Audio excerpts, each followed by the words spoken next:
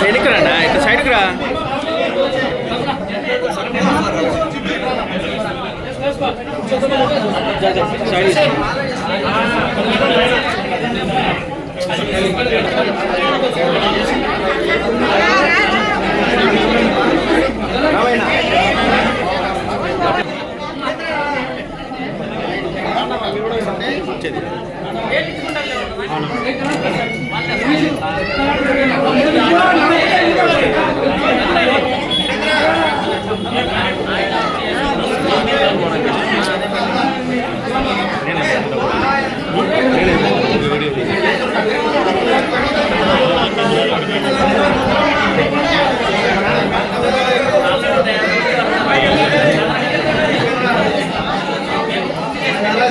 చక్రవర్తి side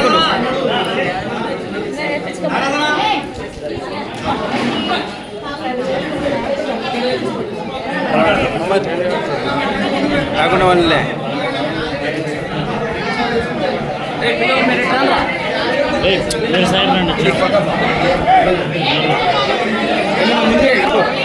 మాది ఇక్కడ మన నిలబడి చూడాలి అట్లే ఉండండి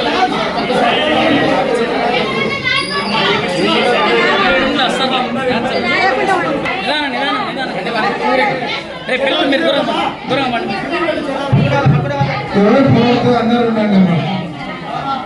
అందరూ ఉండండి ఫోటో తీసుకోండి అందరికి ఫోటో తీస్తారు తర్వాత చక్రవర్తి ఫోటో తీసుకొని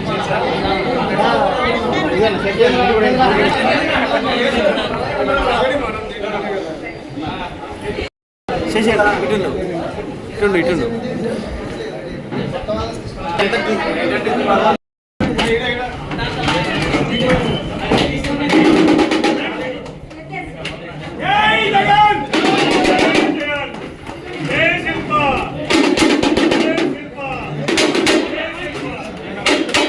చక్రవర్తి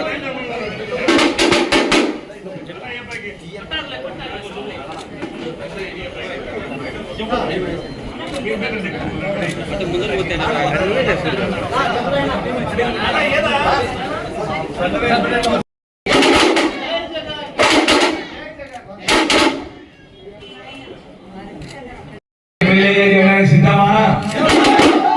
అదేవిధంగా పోచా బ్రహ్మాందర్ రెడ్డిని ఎంపీగా చేయడానికి సిద్ధమా? జగన్ అన్న ముఖ్యమంత్రి చేయడానికి సిద్ధమా? Thank you very much. జై జగన్, జై జగన్, జై జగన్, జై కాల జగన్.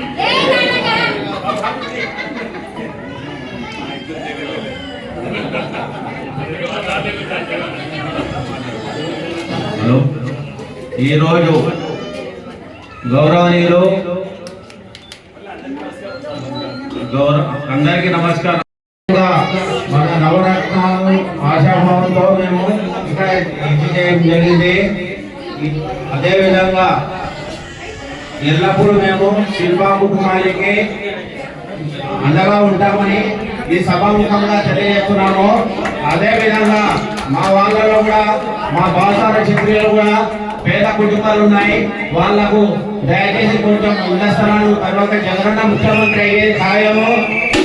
విషయం ఏమంటే మన శిల్పా రవిచంద్ర కిషోర్ రెడ్డి గారికి గెలిపించి జగనన్న చేతిలో మినిస్టర్ గా తీసుకుంటామని సభాముఖంగా తెలియజేస్తున్నారు. జై జగన్, జై జగన్.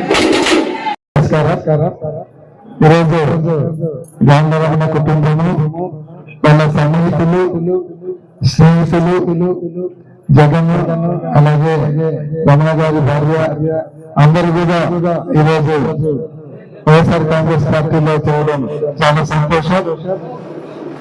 శిల్పా కుటుంబం చాలా సంవత్సరాల నుంచి నంద్యాలలో సేవలు అందించడమే కాకుండా మొదటి నుంచి కూడా చాలా డెవలప్మెంట్ యాక్టివిటీస్ బ్రహ్మాండంగా చేయడం జరిగింది.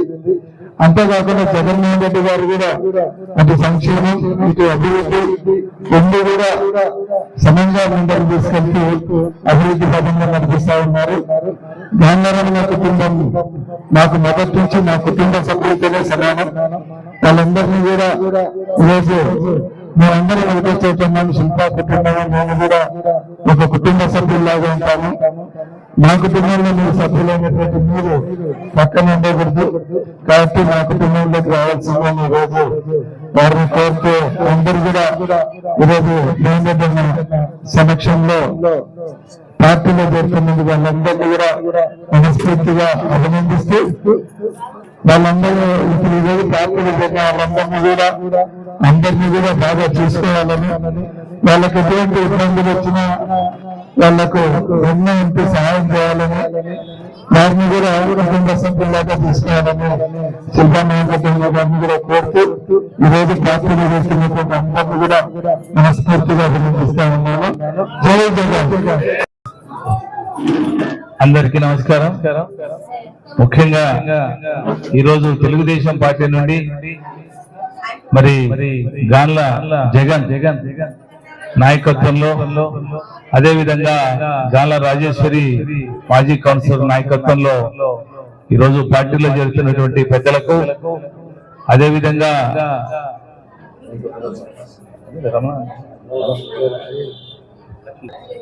గాన్ల వెంకటరమణ అదేవిధంగా లక్ష్మీదేవి వెంకటరత్నం లక్ష్మీదేవి 9వ వార్డు గాన్ల సుధీర్ గాన్ల వెంకటరత్నం గాన్ల లక్ష్మీదేవి గాన్ల సుధీర్ మరి వారి ఆధ్వర్యంలో కూడా మొత్తం కుటుంబాలు దగ్గరగా 90 కుటుంబాలు గాన్ల కుటుంబాలు నంద్యాలలో ఎన్ని ఉన్నాయో అన్ని కూడా ఆల్మోస్ట్ ఆల్ పార్టీలో చేరుతున్నట్టు ఈరోజు సమాచారం. వీళ్ళే కాకుండా వీళ్ళ యొక్క ఆధ్వర్యంలో ఈ రోజులో పార్టీలో చేరుతున్నటువంటి మిత్రులు, శ్రేయభిలాసులు, స్నేహితులు, అదే విధంగా బంధువర్గం కూడా ప్రత్యేకంగా ఈ యొక్క వైఎస్ఆర్సీపీ పార్టీలకు ఆహ్వానిస్తూ జగనన్న సంక్షేమ కార్యక్రమాలు, ఎందుకంటే మీరు చూస్తున్నారు ఈరోజు వాలంటీర్ వ్యవస్థను నిర్వీర్యం చేయాలని ప్రయత్నం చేస్తున్నటువంటి వ్యక్తి చంద్రబాబు నాయుడు గారు. అదే వాలంటీర్ వ్యవస్థ బలోపేతం చేయాలని చూస్తున్నటువంటి వ్యక్తి జగన్మోహన్ రెడ్డి గారు.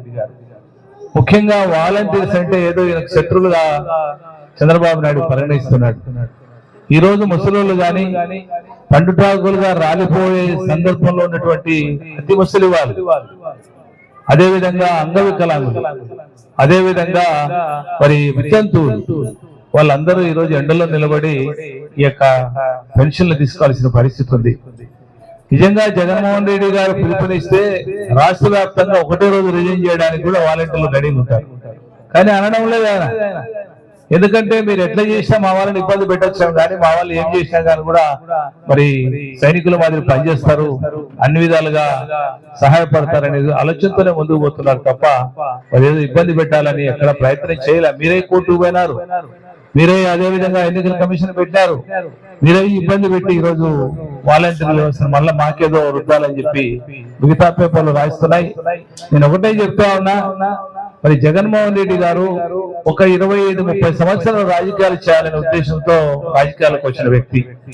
మీరు బాగా అబ్జర్వ్ చేసుకోండి, రాజకీయాలకు వచ్చినప్పుడు ఫస్ట్ సారి 5 సార్లు కష్టపడితే 5 సంవత్సరాలు ఓడిపోయినారు. ఓడిపోయిన తర్వాత ఏమాత్రమో నిర్లక్ష్యం చేయకుండా, నిరుత్సాహపడకుండా మళ్ళా 5 సంవత్సరాలు మరి ప్రజలకు వచ్చినాడు, అత్యధిక మెజార్టీ గెలిచినాడు, రాష్ట్రంలోనే 151 సీట్లు గెలిచాడు. తిరిగి మళ్ళా ఈ రోజు ప్రజల ఆశీర్వాదంతో ఆ రోజు ఏదైతే మేనిఫెస్టోలో చెప్పాడో అది భగవద్గీతగా భావించాడు, అదే ఖురాన్ గా భావించాడు, అదే విధంగా బైబిల్ గా భావించాడు.